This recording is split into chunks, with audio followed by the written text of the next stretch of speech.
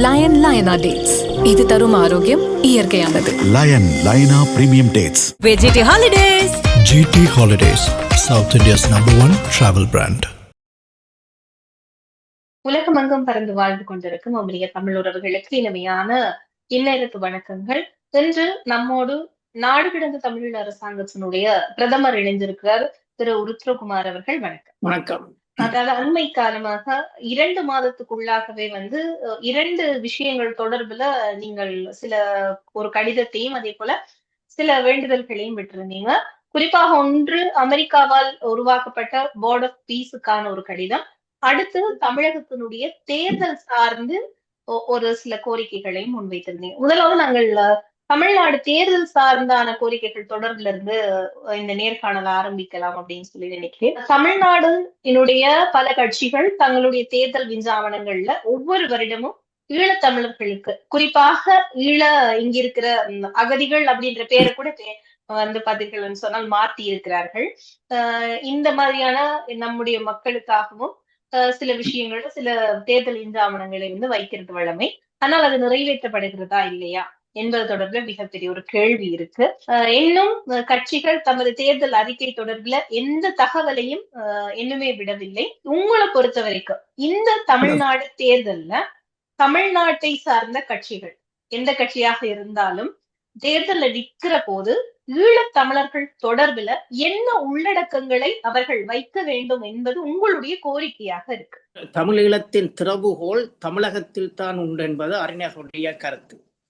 அப்போ எங்களுடைய போராட்டத்துக்கு வலு சேர்ப்பது, எங்களுடைய போராட்டத்தை அடுத்த கட்டத்துக்கு கொண்டு செல்கின்ற பொறுப்பும் அதற்கான வல்லமையும் தமிழ்நாட்டுக்கு இருப்பதாகத்தான் நாங்கள் பார்க்கின்றோம்.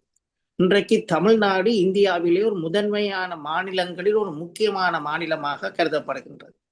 இன்றைக்கு தமிழ்நாடுடைய பொருளாதார பலம், ஜிடிபி உள்நாட்டு உற்பத்தி 418 பில்லியன் நினைக்கின்றேன். அது பாகிஸ்தானிலும் பார்க்கக்கூடிய அளவு. இன்றைக்கு பொருளாதார வளத்தில் தமிழ்நாடு பாகிஸ்தானிலும் பார்க்க ஒரு பலமிக்க ஒரு மாநிலமாக இருக்கின்றது.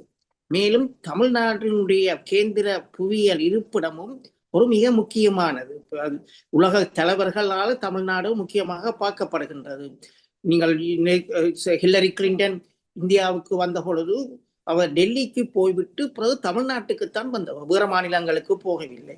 அதே மாதிரி சீன அதிபர் மோடியுடனான சந்திப்பை மாமல்லபுரத்தில் தான் அவர் நடத்தினார். அப்ப தமிழ்நாடு மிக முக்கியமான ஒரு மாநிலம், ஒரு முக்கியமான சக்தியாகத்தான் நாங்க பார்க்கின்றோம். அப்ப தமிழ்நாடு இன்றைக்கு எங்களுக்காக குரல் கொடுக்கும் பொழுது அது தனியாக இந்திய ஒன்றிய அரசு மட்டுமல்ல, உலகின் ஏனைய அரசுகளின் கவனத்தை நிச்சயமாக தமிழ்நாடு ஈர்க்கும். அப்ப இந்த அடிப்படையில் தான் நாங்கள் தமிழ்நாட்டிடம் சில கோரிக்கைகளை முன்வைக்கின்றோம். நாங்கள் வைக்கின்ற கோரிக்கைகள் ஒன்றும் இது முதல் தரமாக வைக்கின்ற கோரிக்கைகள் இல்லை. அதாவது இப்ப நாங்கள் 2 விடயத்தை நாங்கள் இதுல கூட மையப்படுத்துறோம். ஒன்று தமிழ் தேசிய பிரச்சனை ஒரு பொது வாக்கெடுப்பினூடாக தீர்க்கப்பட வேண்டும். 2வது தமிழருக்கு இழைக்கப்பட்ட இனப்படுகொலைக்கு உலக நீதிமன்றத்தில் இந்தியா நீதி கோர வேண்டும். இது 2ம் ஏற்கனவே இந்திய தலைவர்களாலும் தமிழக தலைவர்களாலும் ஏற்றுக்கொள்ளப்பட்டது. 2013ஆம் ஆண்டு தமிழ்நாடு சட்டசபை ஏகமனதாக எல்லா கட்சிகளாலும் சேர்ந்து ஏகமனதாக இந்த தீர்மானத்தை வைத்தார்கள். அந்த தீர்மானத்தில் தமிழீழம் குறித்து ஒரு வாக்கெடுப்பு நடத்தப்பட வேண்டும் என்று. அப்ப இன்றைக்கு நாங்கள் கேட்கின்ற பொது வாக்கெடுப்பெல்லாம் இன்றைக்கெல்லாம் ஏற்கனவே தமிழ்நாட்டு அரசியல் கட்சிகள் யாவற்றாலும் ஏற்றுக்கொள்ளப்பட்ட ஒரு விடயம். அதே மாதிரி இன்றைக்கு நாங்கள் தமிழ்நாடு 2013ஆம் ஆண்டு அந்த தீர்மானமும் 2015ஆம் ஆண்டு தீர்மானமும் அங்கு நடந்த இனப்படுகொலைகளுக்கு ஒரு நீதி, சர்வதேச நீதி தேவை என்ற கோரிக்கை அங்க வைத்திருக்கின்றார்கள்.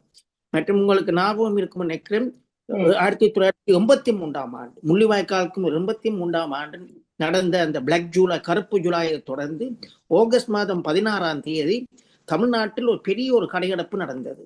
அந்த நேரத்திலே பால் கடையோ, பூக்கடையோ, தேநீர் கடையோ எல்லாமே மூடப்பட்டு சுதந்திர இந்தியாவில் முதன்முறையாக அப்படியான ஒரு கடையெடுப்பு பாய்காட் நடந்தது முதற்தரம் என்று பலர் கூறுகின்றார்கள். அந்த நேரத்தில் அன்றைய பிரதமர் இந்திரா காந்தி அன்றைக்கு பாராளுமன்றத்தில் காய்க்கும் பொழுது கூறினார், what is happening in the island nation of Sri Lanka is nothing other than genocide. Genocide என்ற வார்த்தையை முதலாக அந்த நேரத்தில் பாவித்தது இந்திய பிரதமர். அப்புறம் அண்மை காலத்துல நீங்கள் பார்த்திருப்பீங்க, நினைக்கும் 2023ஆம் ஆண்டு அமித்ஷா தமிழ்நாட்டில் நடந்த ஒரு கூட்டத்திலையும் கூறினவர் முள்ளிவாய்க்காலில் நடந்த ஒரு ஜெனோசைட் என்று அவர் அதை இந்தியில் கூறிவிட்டு பின்னர் ட்வீட் பண்ணினவர். அப்ப இன்றைக்கு பெரிய கட்சிகளால் எல்லாத்தாலும் ஏற்றுக்கொள்ளப்பட்ட ஒரு விடயம். இன்றைக்கு நாங்கள் புதுசாக கேட்கிறது இல்லை. அப்ப எல்லாரும் இதை தங்கள் தேர்தல் விஞ்ஞாபனத்துல போட வேண்டும் என்ற கோரிக்கையை வைக்கின்றோம். என்றால் இன்றைக்கு அரசியல் தலைவர்களால் ஏற்றுக்கொள்ளப்பட்ட விடயம் துரதிருஷ்டவசமாக அது இன்னும் மக்கள் மயப்படுத்தப்படவில்லை. அப்ப இது மக்கள் மயப்படுத்துவதற்காகத்தான் இதை நாங்கள் இந்த முறை இதை தேர்தல் விஞ்ஞாபனத்தில் முக்கிய ஒரு விடயமாக போட்டு, மேலும் இதனை அவர்கள் ஒரு தேர்தலில் முக்கியமான ஒரு பேசுபொருளாக ஈழத்தமிழ் மக்களுடைய தமிழ் தேசிய பிரச்சனை தீர்ப்பு தொடர்பாகவும் எங்களுக்கு நடந்த இனப்படுகொலைக்கு சர்வதேச நீதி கோருவதையும் நாங்கள் கேட்கின்றோம். அந்நேரத்தில் இன்னொரு கோரிக்கையும் நான் தமிழக கட்சிகளுக்கு வைக்க விரும்புகின்றேன். மே 18 ஒவ்வொரு கட்சியும் இப்ப அவர்கள் எல்லாரும் ஒன்றாக சேர்ந்து செய்தால் நன்றாக இருக்கும். அப்படி இல்லாவிடனும் அவர்கள் ஒவ்வொருவரும் தங்களுடைய கட்சி தனித்தனியாக மே 18 அந்த இனப்படுகொலையை அவர்கள் அது தொடர்பாக மக்களை திரட்டி தங்களுடைய அந்த இனப்படுகொலைக்கு நீதி கேட்கின்ற அந்த தீர்மானங்களை அவர்கள் நிறைவேற்றுமாறும் நாங்கள் இந்த கோரிக்கையை நாங்கள் தமிழக கட்சிகளுக்கு முன்வைக்கின்றோம். நிச்சயமா, அதாவது நீங்க சொன்னது போல இந்த மே 18 தினம் அப்படி என்பது இங்க தமிழகத்துல இருக்கிற பல கட்சிகளாலும் அந்த தினம் அனுஷ்டிக்கப்பட்டு கொண்டிருக்கிறது இதுவரைக்கும். ஆனால் ஆளும் கட்சி தரப்புல இருந்து இதுவரைக்கும் மே 18 அப்படின்ற அந்த ஒரு ஏதாவது இப்போது ஆளுங்கிற திமுக சார்பில் இதுவரைக்கும் எனக்கு தெரிந்த அந்த ஒரு அனுஷ்டிப்பு என்பது நடத்தப்படவில்லை. ஆனா மற்றபடி எல்லா கட்சிகளை சார்ந்தவர்களாலும் தனித்தனிப்பட்ட ரீதியாக இது நடத்தப்பட்டு கொண்டிருக்கிறது. ஆளுகின்ற கட்சிக்கு உங்களுடைய ஏதாவது ஒரு வேண்டுதல் அல்லது வேண்டுகோள் அப்படி என்பது இருக்குதா? ஆளுங்கட்சி இப்போது ஆழ்ந்து கொண்டிருக்கும் கட்சிக்கு நிச்சயமாக நாங்கள் 2 விடயத்தை ஆளுங்கட்சிக்கு அது யார் ஆட்சிக்கு வந்தாலும் சரி அவர்களோட கவனத்துக்கு நான் கொண்டு வர விரும்புகிறேன். அதாவது ஆளுங்கட்சி ஒரு அரசா ஒரு மாநிலத்தில் மிக முக்கியமான ஒரு சக்தி ஆகும். எனவே ஆளுங்கட்சி நிச்சயமாக இவ்வாறான தீர்மானங்களை கொண்டு வர வேண்டியது கொண்டு வந்து இருக்கின்றது. இப்ப 2013 ஆளுங்கட்சியான அந்த திமுக ஆளுங்கட்சியாக இருக்கவில்லை. ஆனாலும் திமுக அதற்கு ஆதரவளித்தது. 2013ஆம் ஆண்டு 2015ஆம் ஆண்டு கொண்டு வரப்பட்ட தீர்மானங்கள், இனப்படுகொலை என்று கொண்டு வரப்பட்ட அந்த தீர்மானங்களுக்கு திமுகவும் ஆதரவளித்தது. எனவே அந்த வகையில் திமுக இதனை முன்னெடுத்து செல்ல வேண்டும் என நாங்கள் கேட்டுக்கொள்கின்றோம். தேவையான ஏதாவது ஆவணங்களை சமர்ப்பிக்கவும் நாங்கள் காத்திருக்கிறோம். அது இன்னொரு விடயத்தை நான் இதுல சொல்ல விரும்புகிறேன். இப்ப இந்த இந்தியாவுல இப்ப எங்களுக்கு தடை இருக்கின்றது. இந்த தடைக்கு அவர்கள் கூறுகின்ற காரணம் பயங்கரவாதிகள் என்று அல்ல. அவர்கள் கூறுகின்ற காரணம் அகண்ட தமிழீழமோ இல்லாட்டி அகண்ட தமிழகத்தையோ உருவாக்க பார்க்கின்ற.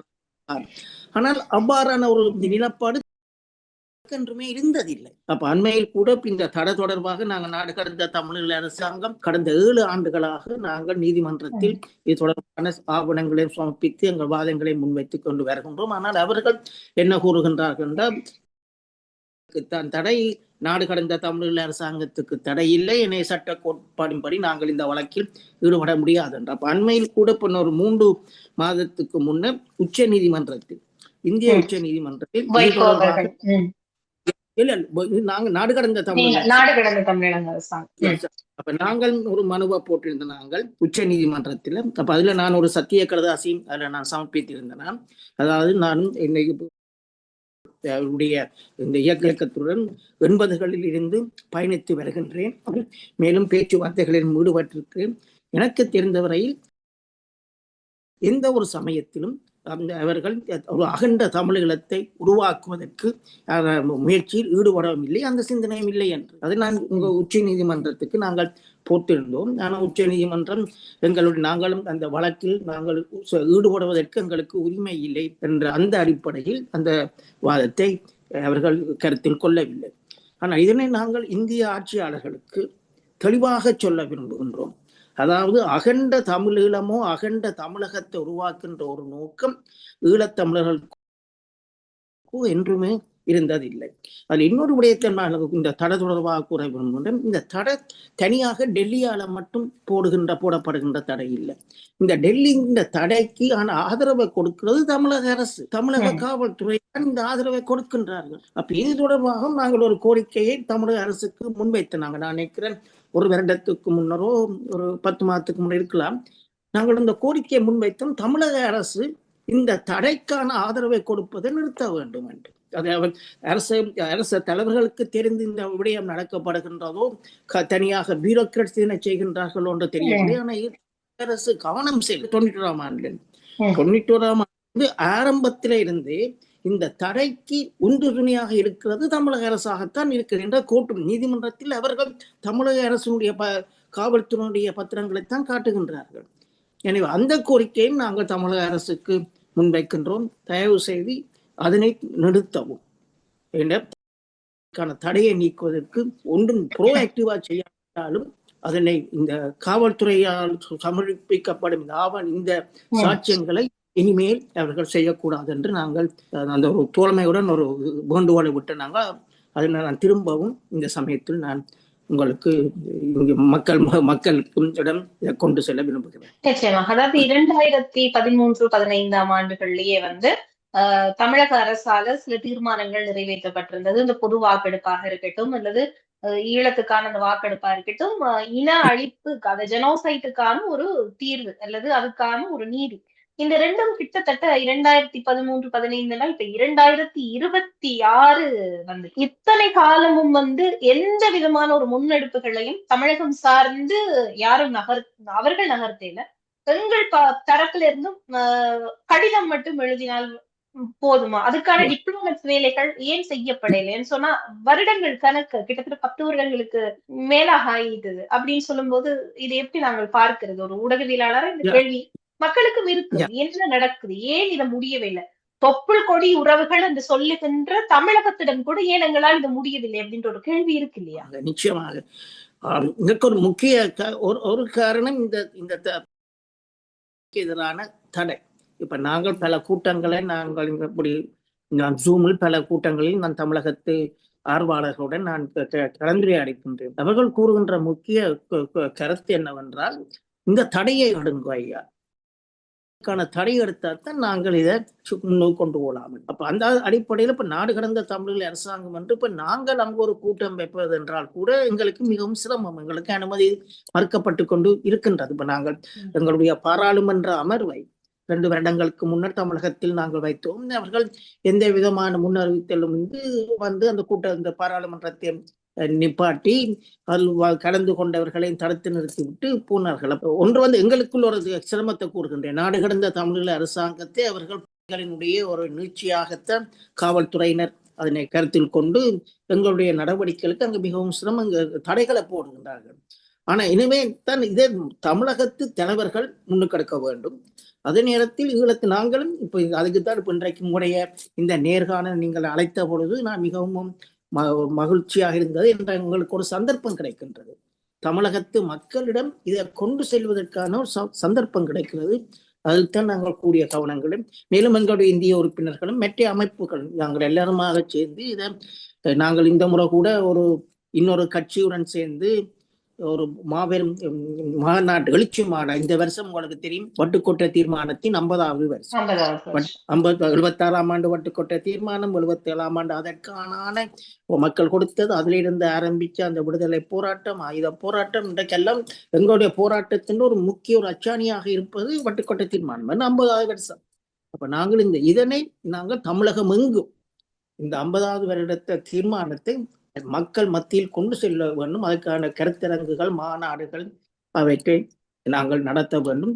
அதற்கு ஊடகத்தினுடைய ஒத்துழைப்பும் மிக மிக முக்கியமானதாக நாங்கள் கருதுகின்றோம். நிச்சயமாக இந்த தடை அப்படின்ற ஒரு சிக்கல் பார்த்தீர்கள் அப்படின்னு சொன்னால் இந்தியாவில் மட்டுமில்ல, அதாவது UN நாடுகள்ல இருக்கிறது, உலகத்துல ஆசிய நாடுகள்ல இருக்கிறது, எல்லாவற்றிலையுமே இருக்கிறது. அது அங்கு இருக்கிற தடைகளை நீக்குவதற்கான ஏதாவது ஒரு ஏற்பாடுகளையோ அல்லது ஏதாவது வழிமுறைகளையும் கண்டிப்பாக நீங்க தொடர்ந்து அது சம்பந்தமா மேற்கொண்டு வந்திருப்பீர்கள்.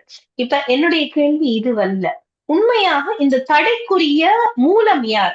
எப்படி இந்த தடை குறிப்பாக பார்த்தோம் அப்படின்னு சொன்னா ஐரோப்பிய யூனியன்ல இருக்கிற அத்தனை நாடுகள், அமெரிக்கா, ஐரோப்பிய யூனியன்ல இருக்கிற அத்தனை நாடுகள் இந்த தடையினுடைய என்னன்னா இந்த வரலாறு நிறைய பேருக்கு தெரியாது. இப்போ இருக்கிற இந்த ஜென்சி கிட் போன்றவர்கள் தெரியுது. தடையினுடைய மூல காரணம் என்ன சொல்கிறார்கள்? ஏன் மௌனிக்கப்பட்டும் 17 ஆண்டுகளாக கிட்டத்தட்ட ஏன் இந்த தடையை எடுக்க முடியவில்லை? இதுல என்ன சிக்கல்? நல்ல கேள்வி. இதுல இன்னொன்று முதல் அதுக்கு இந்த பதிலுக்கும் இன்னொரு விடயத்தை நான் கூற விரும்புகிறேன். இப்ப இந்தியாவில் இருக்கின்ற தடைக்கும் மேற்கு நாடுகள் அமெரிக்கா மற்றும் இங்கிலாந்து இருக்கின்ற தடைக்கும் வேறுபாடு உண்டு. இப்ப அமெரிக்காவில் தடை செய்யப்படவில்லை, ஒரு பயங்கரவாத அமைப்பாக பிரகடனப்படுத்தப்பட்டிருக்கிறார்கள். அவ்வாறு பிரகடனப்படுத்தப்பட்டதால் அதற்கு சில சட்ட விளைவுகள் உண்டு. அதாவது முக்கியமாக பொருண்மைய உதவி, மெட்டீரியல் சப்போர்ட், பொருண்மைய உதவி வழங்கப்பட முடியாது. ஆனால் நீதிமன்றத்தின் தொடர்பாக நாங்கள் வழக்குகளை நடத்தினாங்கள். அந்த நேரத்தில் இதனை எளிதாக நீதிமன்றத்தில் வழக்கினை போட்டார்கள். மற்றும் இங்குள்ள அமெரிக்காவில் உள்ள மனித உரிமை அமைப்புகள் அப்ப எல்லாம் வழக்கு போட்டாங்கள். அதாவது எங்களுடைய பேச்சு சுதந்திரம், கருத்து சுதந்திரத்தை இது பாதிக்கின்றது. அப்ப அவ்வாறு நாங்கள் போடும் பொழுது நீதிமன்றம் கூறியது பொருண்மைய உதவிதான் செய்ய முடியாதே ஒழிய அவர்களுக்கான ஆதரவை நீங்கள் கொடுக்கலாம். இப்ப இன்றைக்கு நாங்கள் ஒரு கொடியை கொண்டு போய் ஒரு அரசாங்கம் எங்களோட கொடியை உயர்த்தி ஆதரவு தாங்கன்னு சொல்வதற்கு அமெரிக்காவில் உரிமை இருக்கு. அதே நேரத்தில் அண்மையில் நாங்கள் ஒரு வழக்கு இப்ப நாங்கள் தொடர்ச்சியாக போட்டுக்கொண்டு அமெரிக்காவில் கூட நாங்கள் ஒரு மனுவை கொடுத்திருக்கிறோம். ஒரு வருடத்துக்கு மேல. அதாவது இந்த தடை நீக்கப்பட வேண்டும். ஏனென்றால் இந்த தடை நீங்க கூறியபடி ஆயுதங்கள் மௌனிக்கப்பட்டு விட்டது. மற்ற தடை தொடர்பாக நாங்கள் பல வாதங்களை முன்னர் வைத்த நாங்கள், அதாவது நாங்கள் ஒரு அமைப்பு இல்லை, இந்த தடை ஒரு அமைப்புக்குத்தான். நாங்கள் அந்த நேரத்தில் ஒரு நிகழ்வு பூர்வமான அரசாங்கம். அரசாங்கம் இந்த சட்டத்துக்கு வராது. நாங்கள் எங்களுடைய போராட்டம் ஒரு பயங்கரவாதம் இல்லை, இது சுயநிர்ணய உரிமைக்கு தற்பாதுகாப்பாக நடத்துகின்ற சர்வதேச சட்டங்களுக்கு இணங்கிய போராட்டம். நாங்கள் எந்த ஒரு நாட்டு நலனுக்கும் நாங்கள் எதிரானவர்கள் இல்லை என்று சொல்லி. ஆனால் நீதிமன்றம் இந்த விடயங்கள் எல்லாம் அரசியல் சம்பந்தப்பட்டது, ராஜாங்க திணைக்களம் தான் எடுக்க வேண்டும் என்றும். அமெரிக்காவில் நாங்கள் தலைக்கு எதிராக போட்ட அந்த மனு ஸ்டில் பெண்டிங். அதுவும் அமெரிக்க அரசாங்கம் இன்னும் முடிவெடுக்கவில்லை. அவர்கள் ஒரு வருடத்துக்கு முன்னாடி எடுத்திருக்க வேண்டும், இன்னும் எடுக்கவில்லை. இரண்டாவது பிரித்தானியாவில் போட்ட அப்ப அதுல ஒரு விடயம் நீங்க கேட்ட கேள்விக்கு பொருத்தமா இருக்கும். அதுல அந்த கேள்வி அந்த வழக்குல கடைசியாக நாங்க போட்ட வழக்கு நீதிமன்றமே சொன்னது இது ஒரு க்ளோஸ் கேஸ் என்றதான். நாங்க வெல்றதுக்கு நியாயமான வாய்ப்புகள் அதில் இருப்பதாகத்தான் நீதிமன்றமே கருதியது. அந்த தடை போட்டதுக்கு பிரித்தானிய அரசால் சொல்லப்பட்ட ஒரு காரணம், தடையை நீக்கினால் இந்திய அரசினுடைய இந்த நட்புறவை தங்களுக்கும் இந்திய அரசுக்கும் உள்ள உறவு பாதிக்க நேரிடும். அந்த ஒரு காரணத்தை வெளிப்படையாக பிரித்தானிய அரசு நீதிமன்றத்தில் கூறியது. இந்த தடையை தாங்கள் போற்றுவதற்கு தொடர்ச்சி பேணுவதற்கு ஒரு அரசியல் காரணம் இருக்கின்றது. இதனை அவர்கள் இந்தியாவுடைய உறவு பாதிக்கப்படும் என்று. மற்ற நாடுகள் போட்டதுக்கு என்ன காரணம் என்றதை நான் ஊகித்துத்தான் சொல்லலாம் ஒழிய தெளிவாக அவர்கள் கூறுகின்ற காரணங்கள் ஒன்றும் நியாயமான காரணங்கள் அல்ல. ஆனால் என்னத்தை நாம் பார்க்கணும் என்றால் தமிழ் தேசிய வளருவதை நாடுகள் விரும்பவில்லை. இன்றைக்கு எதிராகவே நாடுகள் அந்த நேரத்தில் எதிர்த்து நின்றதற்கு காரணம் இந்து சமுத்திரத்தில் ஒரு அதிகார மையம் பெறுவதை அவர்கள் விரும்பவில்லை. அவர்கள் என்ற எல்லாரும் ஸ்டேட்டஸ் கோ இருக்கிறத அப்படியே கொண்டு போகத்தான் பார்க்கிறார்களே ஒழிய புதிய ஒரு அதிகார மையம், ஒரு வலு மையம் இந்து சமுத்திரத்தில் வருவதை இன்றைக்கு நாடுகள் விரும்பவில்லை. அப்ப நாங்கள் இதனை உடைச்சு கொண்டுதான் நாங்கள் எங்களோட போராட்டத்தை கொண்டு போவோம். குறிப்பாக தமிழ் தேசியம் வளர்வதை இந்த நாடுகள் விரும்பவில்லை என்பதுதான் சுருக்கமாக நான் கூறக்கூடிய ஒரு மறுமொழி. அதாவது ஒரு புதிய ஒரு தமிழ் அதிகார மையம் இந்து சமுத்திரத்தில் வருவதை இந்த நாடுகள் விரும்பவில்லை என்றுதான் நான். இப்ப இந்த இடத்துல அதாவது அமெரிக்காவை பொறுத்த வரைக்கும் பொருள்மியம் சார்ந்து நாங்கள் எதுவுமே அந்த குறித்த அந்த இயக்கத்துக்கு செய்யக்கூடாது அப்படின்ற ஒரு விஷயத்த சொல்லி கொண்டிருக்கிறார்கள். ஆனால் அமெரிக்காவினுடைய சமூக வலைத்தளங்கள்ல எல்லாம் இருக்கிற தடை இது மிகப்பெரிய ஒரு தடை. இப்பொழுது எதையுமே பேச முடியாது. இப்போது கூட நீங்க சொன்ன வார்த்தைகள்ல சில வார்த்தைகள் மியூட் செய்யப்பட்டுதான் போட வேண்டிய ஒரு சிச்சுவேஷன் இருக்கு. ஏன்னா இதுவும் தடை செய்யப்படக்கூடிய ஒரு சிக்கல் இருக்கு இங்க. அப்ப இந்த தடை என்பது எந்த இடத்திலையும் எந்த ஒரு காணொளிகளையும் பதிவு செய்ய முடியாத அளவுக்கு ஒரு தடை இருக்கு. ஒரு Facebookல ஒரு காணொளி பதிவிட்டால் அதுக்கான தடை இருக்கு. ஒரு ஒரு போட்டோ போட்டால் அதுக்கான தடை இருக்கு. இது இந்த தடை என்பதை ஒட்டுமொத்தமா ஒரு நாட்டில் இருக்கிற ஒரு தடை என்பதை கடந்து மக்களிடம் சில வரலாறுகளை கொண்டு போய் சேர்ப்பதிலையும் இது மிகப்பெரிய சிக்கலை கொடுக்குறது. ஊடகம் சார்ந்து இயங்குறதால இதனால அந்த சிக்கல் என்னால் உணர்ந்து கொள்ள முடியுதுன்னு சொன்னா இதுக்காக இந்த தடையாலே ஒரு 3-4 சேனல்கள் வந்து முடக்கப்பட்டு காணாமல் போய் இப்போ திருப்பி பயணித்துக் கொண்டிருக்கிறோம். இப்படி ஒரு சிக்கல் இருக்குது. இந்த சிக்கலை தீர்க்க வேண்டிய ஒரு மிகப்பெரிய கடமையும் பொறுப்பும் நாடு கடந்த தமிழ் அரசாங்கத்திடம் இருக்குது. இதுக்கான வழக்குகள் அல்லது இதுக்கான ஏதோ ஒரு வகையிலான ஒரு ஒரு உரையாடல்கள், இதே ஒரு நகர்த்தல்கள், ஏதோ சில விஷயங்களை தவிர்த்து இதை செய்யலாமா? அந்த மாதிரி ஒரு நெகோசியேஷன் அமெரிக்காவுடன் ஏன் பேச முடியவில்லை? அதுக்கான விஷயங்கள் நடக்குதா? இதுக்கான ஒரு தீர்வு இருக்கா? இது என்னுடைய கேள்வி. இப்ப நீங்கள் கூறிய அந்த 2 விடயங்கள், ஒன்று வந்து இப்ப அமெரிக்காவில் ஒன்று வந்து இப்ப ஊடகங்கள், அதாவது Facebook எல்லாம் எங்களைய பிளாக் பண்ணுது. இப்ப கொடிய வச்சாலும் பிளாக் பண்ணுது. அதுகள் இதுக்கான மற்றும்படி நாங்கள் இன்றைக்கு நான் ஒரு கூட்டத்தை போட்டு கொடியை பிடிச்சு கொண்டு பேசி எனக்கு விதமான தடைகளோ எங்கள மக்களுக்கும் தடை இல்லை. ஆனால் இந்த ஊடகம் தடைக்கு தொடர்பாக கூட உடனடியாக நாங்கள் இதுக்கான ஒரு சட்ட நடவடிக்கை எடுப்பதற்கான முயற்சியில் நாங்கள் ஈடுபட்டோம். இது தொடர்பாக சட்டத்தரணிகளுடன் கிடந்து. ஆனா அதுல எங்களுக்குள்ள ஒரு பிரச்சனை என்னென்றால் இந்த ஊடகங்கள்லாம் தனிப்பட்ட ஊடகங்கள். இதுகள் தனிப்பட்ட ஊடகங்களுக்கு நாங்கள் எதிராக சட்ட நடவடிக்கை எடுக்க இயலாது. என்று இந்த ஊடகங்கள் 2020 ட்ரம்பையே பிளாக் பண்ணின. ட்ரம்பினுடைய செய்தியையே இந்த ஊடகங்கள் Facebook, ட்வீட் எல்லாம் பிளாக் பண்ணி இருந்தது. அப்படி தனிப்பட்ட ஊடகங்கள் எங்களால சட்ட நடவடிக்கை அவர்களுக்கு எதிராக எடுக்க முடியாம இருக்கு. நீங்க சொன்னபடி இதை வந்து நெகோசியேஷன் மூலமாக, உரையாடல் மூலமாகத்தான் நாங்கள் இதனை. அப்ப இது தொடர்பாகவும் நாங்கள் இந்த Facebook இந்த இவர்களுடைய அந்த அதிகாரிகளுடன் ஒரு உரையாடலை ஏற்படுத்துவதற்கான சில முயற்சியிலும் ஈடுபட்டு வருகின்றோம். அதற்கு அந்த உரையாடலை ஏற்படுத்துவதற்கு முன்னோடியாக இது வந்து இந்த பேச்சு சுதந்திரம் தொடர்பாக உள்ள என்ன கிரிட்டிக்கல் மாஸ் என்று சொல்வார்கள். அதாவது சமூகத்தில் உள்ள முக்கியமானவர்களை திரட்டி அவர்களையும் எங்களுடன் இணைத்துக் கொண்டு இந்த உரையாடலை மேற்கொள்றதுக்கான முயற்சியில நாங்கள் ஈடுபடுகின்றோம். அந்த ஆரம்பத்துல நாங்கள் அந்த வழக்குகள் போட்டது கூட அமெரிக்காவில் உள்ள சிவில் சமூகம் அவர்களால் எங்களுடன் இது பேச்சு சுதந்திரம், கருத்து சுதந்திரத்தை பாதிக்குது என்று சொல்லி அந்த வழக்கை போட்டு நடத்தி அதில் எங்களுக்கு ஒரு கணிசமான வெற்றியும் கிடைத்தது என்பதை நான் இந்த நேரத்துல சொல்லிக்கொள்ள. அதாவது இப்ப இந்த பதிவுகள்ல பார்க்கிற போது வணிக ரீதியான பதிவுகள் வந்து தடை செய்யப்படவில்லை. குறித்த அந்த இயக்கம் சம்பந்தமாகவும் இப்ப அது வணிக ரீதியாக போஸ்டர்களாக விற்கப்படுதோ, ஸ்டிக்கர்களாக விற்கப்படுதோ, அல்லது ஏதோ ஒரு வடிவங்களாக விற்கப்படுதோ, ஆனா அதுக்கு எந்த விதமான தடையையும் காணல. ஆனா இது சம்பந்தமாக பேசுகிற பொழுதுதான் தடை இருக்கிறது. அப்ப ஏதாவது ஒரு வணிக ரீதியாக ஏதாவது ஒரு ஒப்பந்தங்களை மேற்கொண்டு ஏன் நாடு கடந்த தமிழ் அரசாங்கத்தால் ஏதோ ஒரு நெகோசியேஷனுக்கு வரல? எந்த தடை இன்று நேற்றில் இது தொடர்ந்து கொண்டிருக்கிறது வந்து பல வருடங்களாக தொடருது. அப்படின்னும் போது சில வரலாறுகள் இன்றைக்கு அடுத்த தலைமுறைக்கு இந்த சமூக ஊடகங்கள் மூலமாக கடத்தப்பட வேண்டி இருக்கிறது. நம்ம என்ன மைக் பிடித்து மேடை போட்டு பேசினாலும் மில்லியன் வரையான பார்வையாளர்களை, உலகமெல்லாம் இருக்கும் பார்வையாளர்களை போக்க செய்யக்கூடியது இந்த சமூக வலைதளங்கள்ல இருக்கிற காணொளி.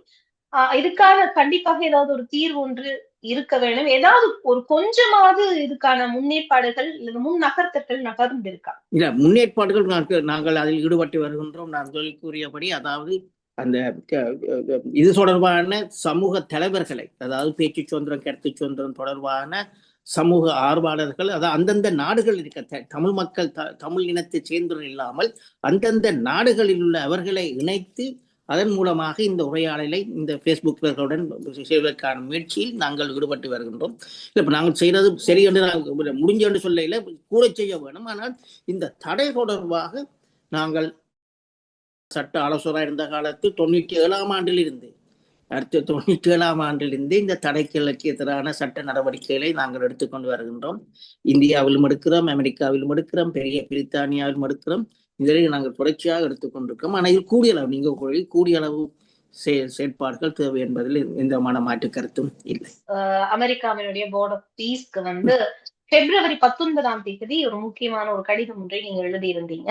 அந்த கடிதத்தினுடைய உள்ளடக்கம் பார்த்தோம் அப்படின்னு சொன்னால், இதே போல வடக்கு கிழக்கு இலங்கையில வந்துட்டு ஒரு வாக்கெடுப்பின் மூலமாக அவர்களுக்கான தனி ஈழ கோரிக்கை அவர்களுக்கு விருப்பம்னு சொன்னா அந்த விருப்ப வாக்கெடுப்பின் மூலமாக செய்ய வேண்டும். இப்படி இவ்வாறான முக்கியமான விஷயங்களை வந்து நீங்க கோரி இருந்தீங்க. குறிப்பாக அதுக்கு பிறகு எனக்கு தெரிந்து போர் பதட்டம், சூழல் இது எல்லாமே வந்து விட்டது.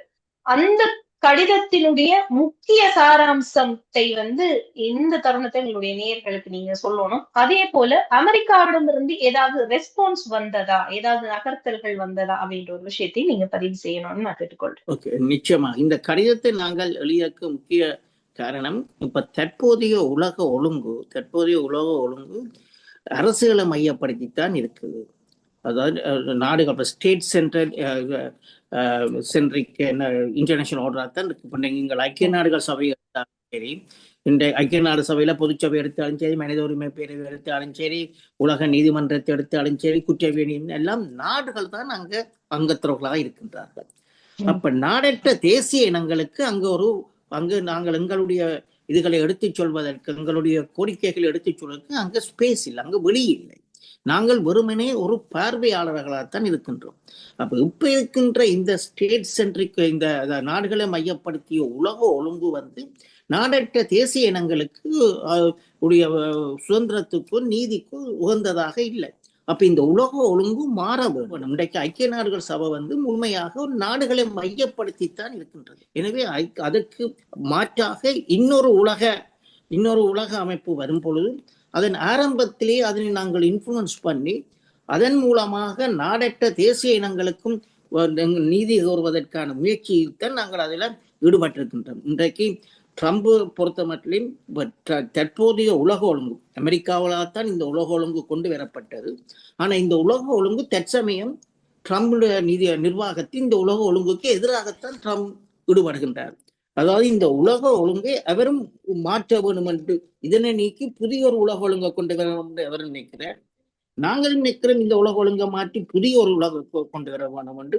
ஆனால் அவர் என்ன மாதிரியான உலக ஒழுங்கை கொண்டு வர வேண்டும் என்று நினைக்கிறாரோ, நாங்கள் என்ன மாதிரியான உலக ஒழுங்கை கொண்டு வர நினைக்கிறோமோ அதுல இன்னும் தெளிவு இல்லை. எங்களை பொறுத்த மட்டும் தெளிவு இருக்கு. என்னை பொறுத்த மட்டும் ட்ரம்ப் நிர்வாகத்துக்கு என்ன மாதிரியான ஒரு புதிய உலக ஒழுங்கை கொண்டு வர வேண்டும் என்பது தெளிவு இருப்பதாக நான் கருதவில்லை. ஆனால் அவர் ஒன்று எங்களுக்கு அங்கு ஒரு ஒற்றுமை இருக்கின்ற ரெண்டு சக்திகளும் தற்போதைய உலக ஒழுங்கும் மாற்றப்படவும் அந்த அடிப்படை நாங்கள் செய்திருக்கின்றோம். அப்ப இந்த இதுல வந்து நாங்கள் அதே நேரத்தில் நாங்கள் காட்டியிருக்கிறோம் என்ன மாதிரி இந்த ஐக்கிய நாடுகள் சபை நாடுகளை மையப்படுத்திய ஐக்கிய நாடுகள் சபை எவ்வாறு தமிழ் தேசிய எங்களுடைய போராட்டத்தை கைவிட்டது, எங்களுடைய அறிவுக்கு ஒரு முக்கிய காரணமாகவும் ஐக்கிய நாடு சபை இருந்தது அவர்களே ஒத்துக்கின்றார்கள். அந்த internal review report, expert panel report என்று அதிலெல்லாம் அந்த அடிப்படையில் தான் நாங்கள் இந்த கடிதத்தை நாங்கள் எழுதியிருந்தோம்.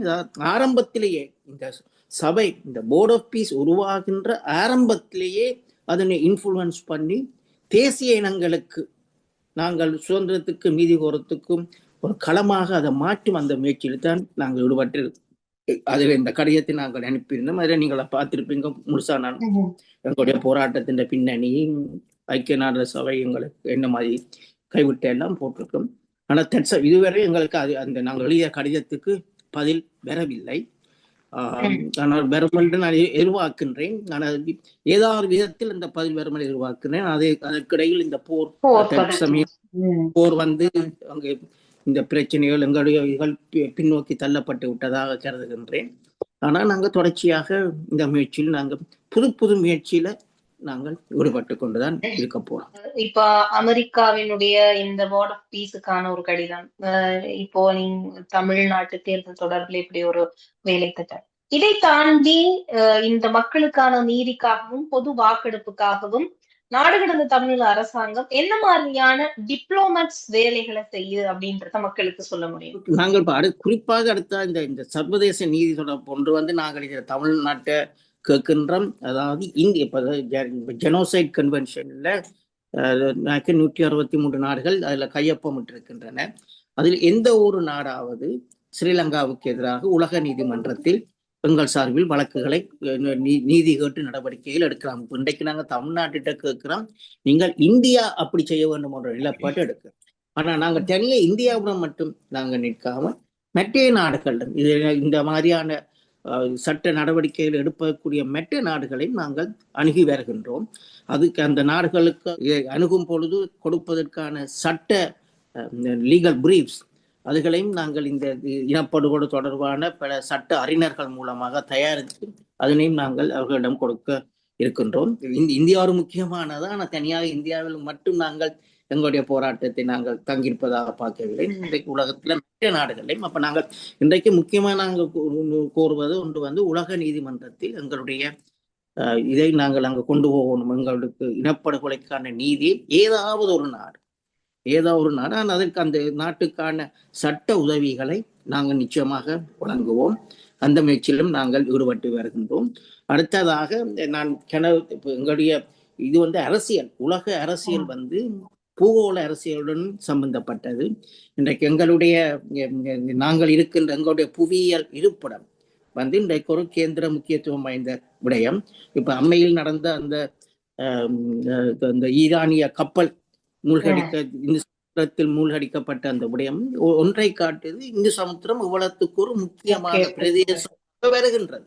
அதுதான் எவ்வளத்துக்கு ஒரு முக்கிய பிரதேசமாக இன்றைக்கு இந்து சமுத்திரம் வருகிறது. அப்ப இதுல வந்து நாங்கள் வெறுமனே பார்வையாளர்களாக இருக்காமல், பேப்பர்ல வேற நியூஸை பார்த்து கொண்டு இருக்காமல் இதில் நாங்களும் ஒரு பங்காளர்களாக மாற்றுவதற்கு அப்ப அதுல ஒன்று முக்கியம்.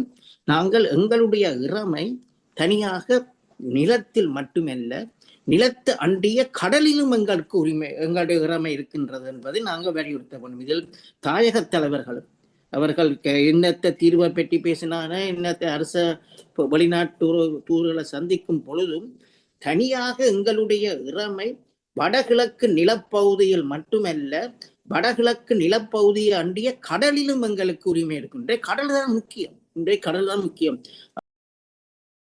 அந்த இடைக்கால தன்னாட்சி அதிகார வரவை தயாரித்த பொழுது தெளிவாக எல்லாம் போட்டிருக்கார்கள். எங்களுடைய இறமை, எங்களுடைய நியாயாதிக்கம், ஜூரிஸ்டிக்சன் எல்லாம் தனியாக தர மட்டுமல்ல, தரைய அண்டிய கடலிலும் எங்களுக்கு இருக்குது.